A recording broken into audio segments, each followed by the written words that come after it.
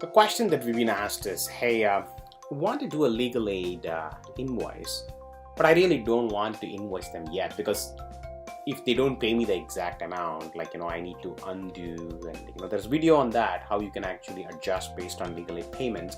But I want to avoid this whole hassle and do legal aid such that when they pay me, then I'll backdate the invoice. And EULA actually allows you to do that. The way you would do that is click on document generation, and there's a button here called legal aid. So when you do that, it actually fills in, your solicitor number, your certificate number. You can fill in all your client ID.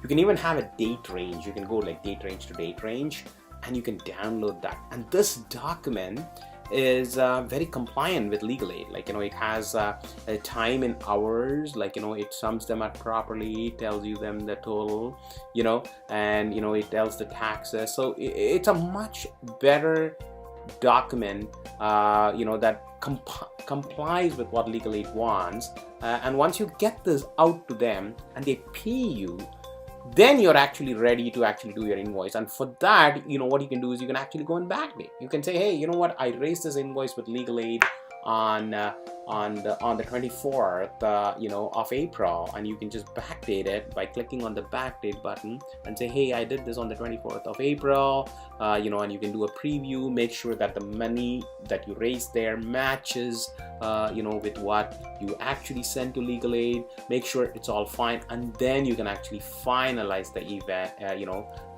invoice, and then you can actually get paid. So our recommendation to handle legal aid is send them the legal aid document first. It's like a pre-bill, it kind of does everything that the legal aid wants so that you can get paid. And when you get paid, you backdate a real invoice for that, and then you can actually put the payment.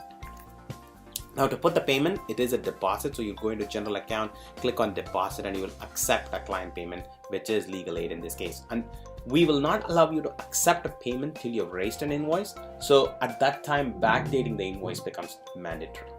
Okay. So to summarize, so we are saying when it's time to send something to legal aid, you can always use this legal aid document, which is like an invoice. It's like a pre-bill. It just sends it to legal aid, get the money, and then you can go back and actually backdate it, using our feature. Make sure that the money matches, so that way you have an opportunity to change dockets if required, because if legal aid does not allow you for a few things, you can say, hey, I don't want to do these things, and you can adjust your invoice, pre-bill it a couple of times, make sure it matches with the payment, and then put the client payment.